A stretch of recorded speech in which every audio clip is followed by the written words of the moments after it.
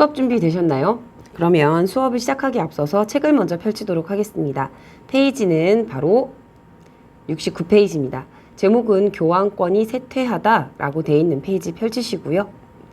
프린트도 펼치시겠습니다. 페이지는 28페이지입니다. 오늘 28에서 29까지 나갈 테니까요. 두 개의 페이지 잘 준비해 두시기 바랍니다. 지난 시간에 배운 내용 한번 정리해 볼게요. 지난 시간에는요, 2-4단원 그리스도교 문화의 형성과 확산에서 서유럽 교환권의 성장, 서유럽 문화, 그리고 비잔티움 제국에 대해서 배워봤죠. 진짜 간단하게 한번 복습해 볼게요. 서유럽에서는요, 카노사의 굴욕, 교황은 해, 왕은 달이라고 교황이 얘기할 정도로 굉장히 교황의 권한이 강했습니다. 문화적으로 살펴볼 때는요, 스콜라 철학, 신학과 관련돼서 신앙과 이성을 조화시키려고 하는 학문이었죠. 그리고 대학, 자치단체를 중심으로, 자치조직을 중심으로 대학이 발달하기도 했습니다.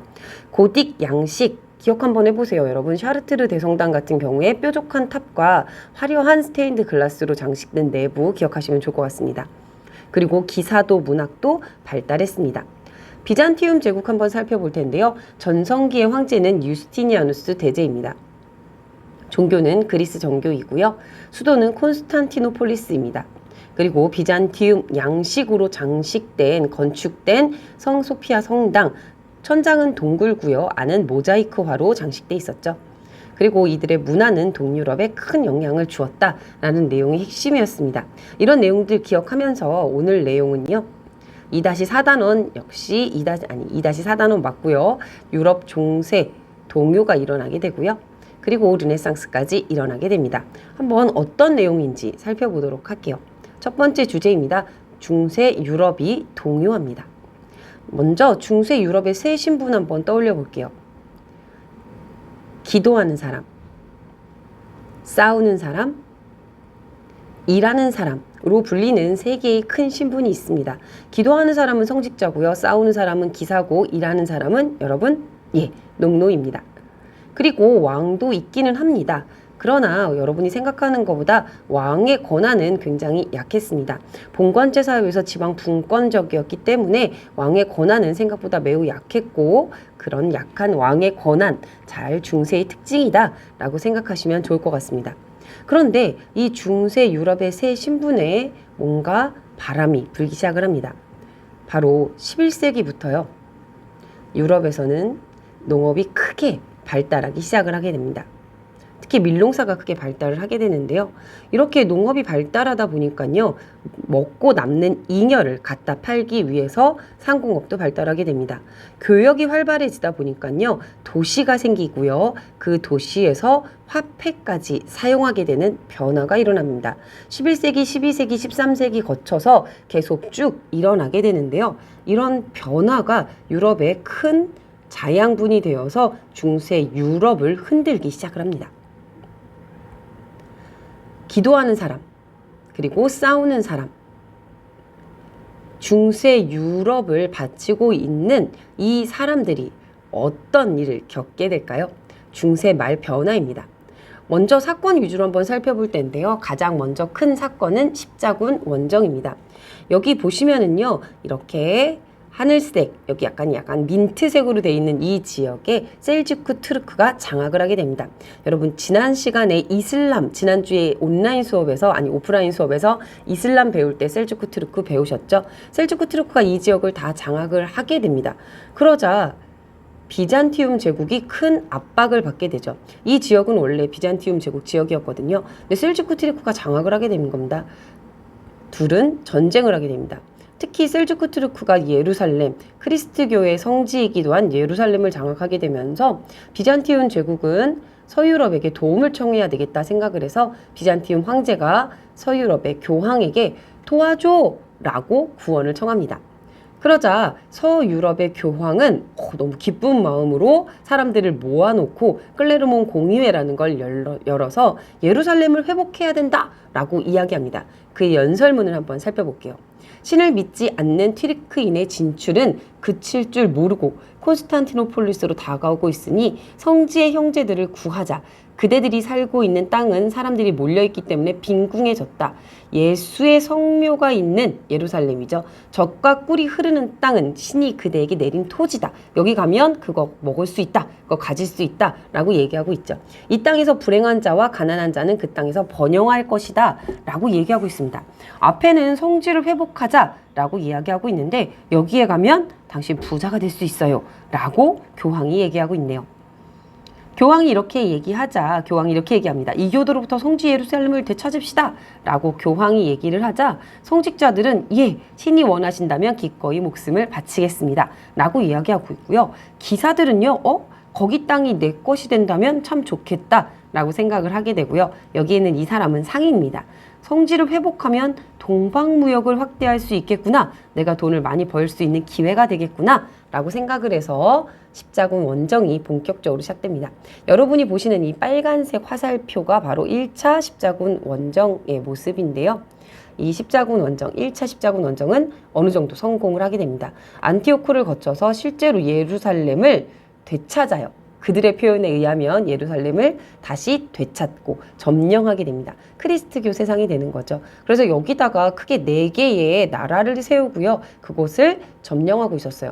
그런데 이 지역에 살라딘이라고 불리는 이렇게 굉장히 잘 싸우는 이슬람교의 왕이 있습니다. 그가 다시 예루살렘을 빼앗게 되고요. 예루살렘을 빼앗기게 되자 그 이후로 십자군 원정단이 계속 가게 되는데요. 1차 십자군 원정 이후로는 계속 실패하게 됩니다. 가장 대표적으로 4차 십자군이 있습니다. 이 4차 십자군은요. 여기 보이는 연두색을 따라서 가게 되는 4차 십자군인데요. 도착한 곳이 콘스탄티노폴리스입니다. 비잔티움 제국의 수도죠. 같은 크리스트교를 믿고 있습니다. 그런데 콘스탄티노폴리스를 공격하고 있네요. 왜일까요? 이 콘스탄티노폴리스 비잔티움 제국의 황태자가 약간 자신의 권한을 뺏기고 쫓겨나게 되는 상황이 됐어요. 그래서 십자군 원정단한테 나를 도와줘, 내가 돈을 줄 테니 콘스탄티노폴리스를 찾아줘 라고 얘기를 하게 되죠. 그래서 십자군 원정단은요, 성지를 되찾아야 되는 성스러운 목적을 버리고 돈을 받고 같은 크리스트교 세계인 콘스탄티노폴리스 비잔티움 제국을 공격해서 성공하게 됩니다. 이때부터 십자군 원정은 약간 그 성격이 변화하게 되고요. 선생님이 이거 얘기해줄까 말까 고민하다가 얘기하는데요. 1212년에는 이 지역에서요.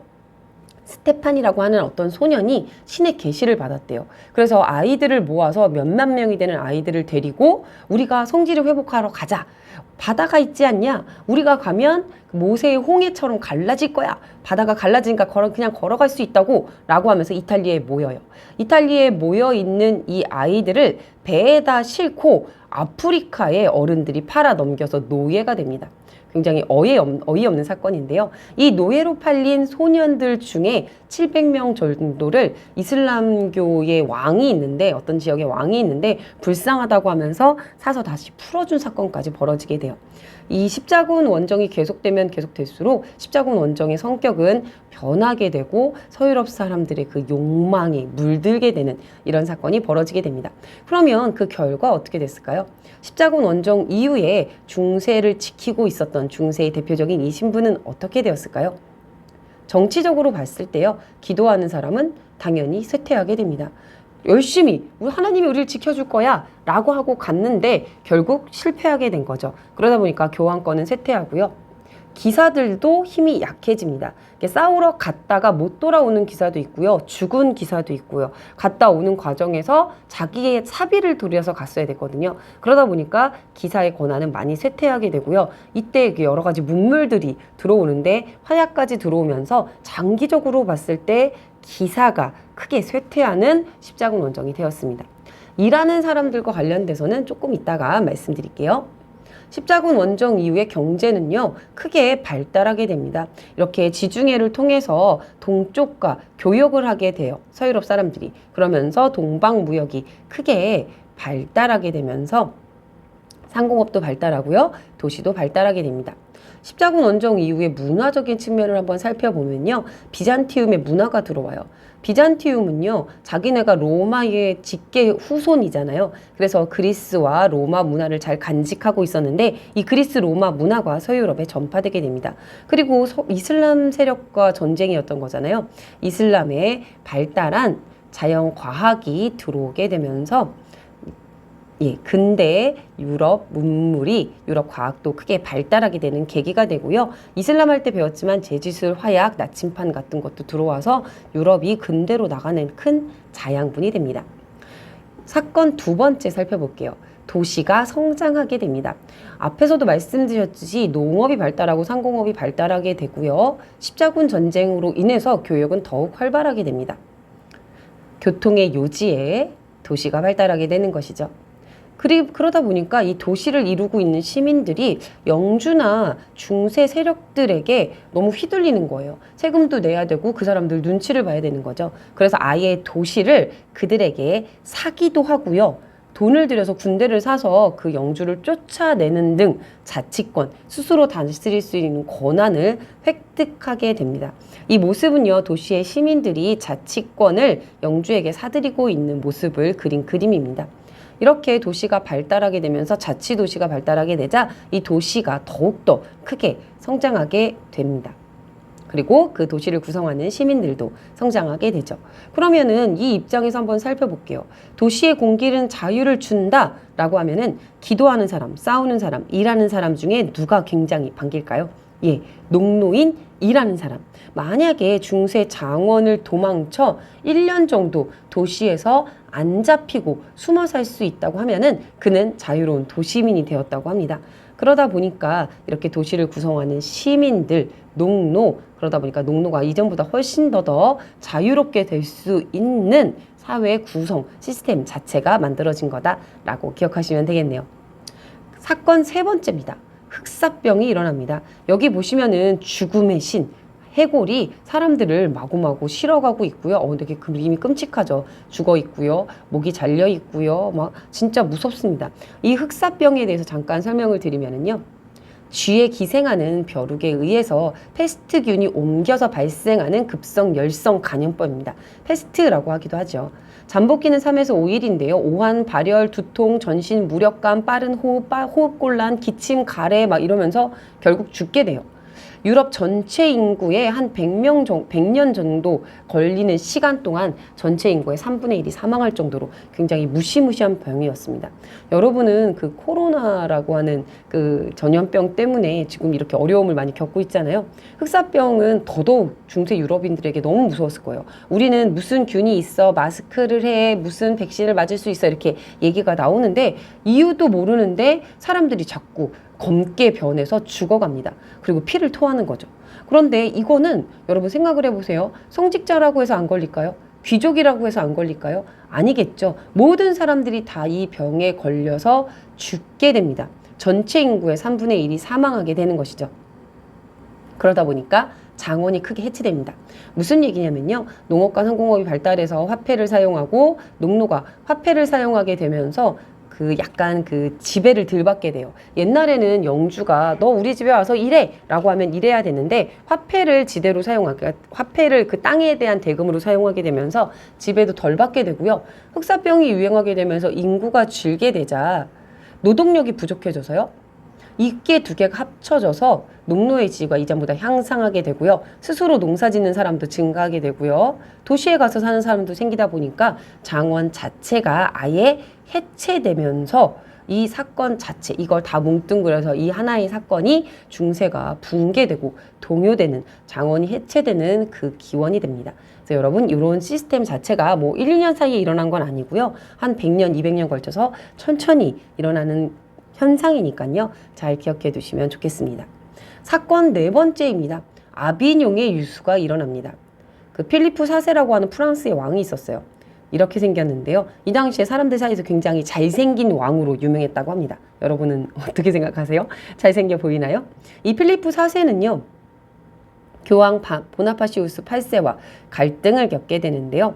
어떻게 되는 거냐면 필리프 4세가 내가 다스리는 지역의 성직자의 세금을 내가 걷겠어 라고 왕이 얘기를 합니다. 그러자 보나파시우스 8세는요. 헐, 넌 이단이야, 파문이다 나의 세금을 네가 가져가겠다니 그럼 안 돼. 성직자는 그동안 세금을 내지 않았다고 라고 하면서 이단이다, 파문이다 라고 파문을 하게 됩니다. 둘의 사이에 갈등이 일어나는 거죠. 이런 비슷한 일이 있었던 거 여러분 기억하시죠? 카노사의 굴욕입니다. 하이니 4세와 그레고리우스 7세가 성직자 임명권을 두고 싸웠죠. 결과가 어떻게 됐죠? 그때는 교황이 이겼죠. 이번에는 어떻게 될까요? 되게 재밌습니다. 아까 말했던 이 프랑스의 왕이 어떤 결정을 내리냐면 이 교황을 납치하기로 결심합니다. 이 납치하고 있는 모습인데요. 선생님은 이 그림 볼 때마다 웃겨요. 교황이 굉장히 당혹스러워합니다. 그런데 옆에 있던 군인들이 교황을 잘 데리고 가는, 납치하는 모습이 실제로 그려져 있습니다. 이렇게 납치당한 교황은요, 재판정에 서게 됩니다. 그런데 이 필리프 4세, 굉장히 독한 왕이었어요. 이 교황이 악마를 시켜서 사람을 죽였다. 신에게 부탁을 해서 사람을 죽였다. 라고 뒤집어 씌우고 사람들이 보는 앞에서 교황의 뺨까지 때립니다. 교황은 납치당한 충격에, 재판받은 충격, 뺨을 맞은 충격에 시름시름 앓다가 곧 죽게 돼요. 그러자 이 프랑스의 왕은요, 에라이 잘됐다 라고 하면서 프랑스 지역 안에 아비뇽이라고 하는 곳에 로마에 있는 교황청을 없애고, 그러니까 거기를 그냥 내비두고요, 아비뇽의 교황청을 새로 만들게 됩니다. 그리고 자기랑 친한 프랑스 라인의 추기경을 교황으로 선출하고 아비뇽의 새 교황청까지 만드는 거죠. 나중에 물론 로마에 교황청을 만들어야 된다라고 해서 교황청이 2개가 생기기도 하고 2개가 합쳐지는 복잡한 과정을 거치기도 하지만 여러분 이것만 생각을 해볼게요. 카노사의 굴욕은 왕과 교황이 싸워서 교황이 이겼죠. 아비뇽의 유수는 교황이 처절하게 지게 되는, 교황권이 약화되는 그런 모습을 눈으로 확인할 수 있는 사건입니다. 그러면 교황권 한번 살펴볼게요. 십자군 원정, 흑사병, 아비뇽의 유수로 교황권이 완전히 쇠퇴하게 되고요. 왕권은 그에 비해서 상대적으로 강화되게 됩니다. 그러면 왕은 어떻게 강화될까요? 영국과 프랑스 사이에 전쟁이 벌어졌습니다. 그 전쟁의 과정을 한번 살펴보면은요, 이게 프랑스 땅이고 여기가 영국인데요. 원래 이걸 좀 이해를 하셔야 돼요. 프랑스의 왕이 바이킹에게 여기에다가 땅을 줬었어요. 바이킹이 자꾸 쳐들어오니까 여기 땅 줄 테니까 여기에 살아 라고 하면서 이 바이킹이 프랑스 왕의 신하가 됩니다. 그런데 그 바이킹의 후손이 영국으로 건너가 영국을 점령해요. 그래서 영국의 왕이 돼요. 그럼 여러분 생각해 보세요. 프랑스의 왕의 신하가 영국 왕입니다. 그런 관계예요. 그런데 영국 왕은 프랑스 왕의 신하인데 영국 왕과 프랑스 왕은 또 삼촌지간입니다. 이 당시에 프랑스의 왕의 여동생이 영국 왕의 엄마였어요. 그래서 영국 왕은 프랑스 왕한테 삼촌 이렇게 부르는 거죠. 여러분 그 엄마의 남자 형제를 여러분이 삼촌이라고 부르잖아요. 그 관계라고 생각을 하면 됩니다. 그런데 그 삼촌이 죽었어요. 가장 가까운 영국 왕이 프랑스의 왕이 돼야 됩니다. 그런데 프랑스 사람들은요, 영국 왕이 프랑스의 왕이 되는 게 싫어요. 그래서 조금 더 멀지만 다른 친척에게 왕위를 물려주게 됩니다. 영국 왕이 기분이 어땠을까요? 아니, 야, 내가 왕이 될 차례인데 왜 그래? 라고 하면서 전쟁을 일으키게 됩니다. 100년 동안이나 이어졌다고 해서 이 전쟁을 100년 전쟁이라고 하게 되는데요. 이 100년 전쟁과 관련된 지도 하나를 보시면 민트 색깔이 영국령이에요. 점점 영국령이 넓어지고 있습니다. 그러면 여러분 그냥 뭐 길게 얘기할 필요 없이요. 전쟁은 누구한테 유리했다? 영국한테 굉장히 유리했다. 그래서 진짜 프랑스 내에서 영국 편을 드는 지방 사람, 부르고뉴 지방에 있는 어떤 공작은 뭐 영국 편을 대놓고 들기도 했는데요. 이렇게 프랑스한테 불리할 때 누가 등장했냐면 바로 이 잔다르크가 등장합니다. 스스로 15살이었는데요. 저에게 군대를 두십시오. 신의 계시를 받았습니다. 제가 나가서 싸우겠습니다. 라고 얘기했어요. 왕은 그 당시에 프랑스 왕은 너무 불리했으니까 믿져야 본전이다 라고 생각하고 군대를 줬는데 나가는 전쟁마다 모두 다 이기게 됩니다. 그래서 프랑스가 크게 전쟁에서 이길 분위기가 되자 프랑스 내에서 잔다르크를 싫어하는 사람이 잔다르크를 잡아서 영국에게 넘기고요. 영국은 잔다르크가 마녀다라고 해서 화형에 처해서 죽이게 되는데요. 이 이후로 프랑스 전쟁은 약간 프랑스가 승리하는 쪽으로, 프랑스 내에 영국을 모두 다 몰아내는 쪽으로 전쟁이 끝납니다. 그러면 프랑스한테 매우 불리할 것 같은데요. 이게 어떤 방향으로 전개가 되냐면요. 그 전까지만 해도 나는 영국 사람, 나는 프랑스 사람이라는 생각을 사람들이 안 했어요. 그런데 100년 동안이나 전쟁을 겪으면서 이게 계속 둘이 싸우니까 난 프랑스 사람이야. 난 영국 사람이야. 라고 하는 국민의식을 갖게 됩니다. 그 여러분이 태어나지도 않았던 2002년의 월드컵 그 전 세계가 열광하는 축구 경기가 우리나라에서 있었는데요. 선생님이 그 현장에서 직접 응원을 했었는데 약간 그 애국심이 막 샘솟더라고요. 그런 느낌이라고 생각하시면 됩니다. 기사들은요.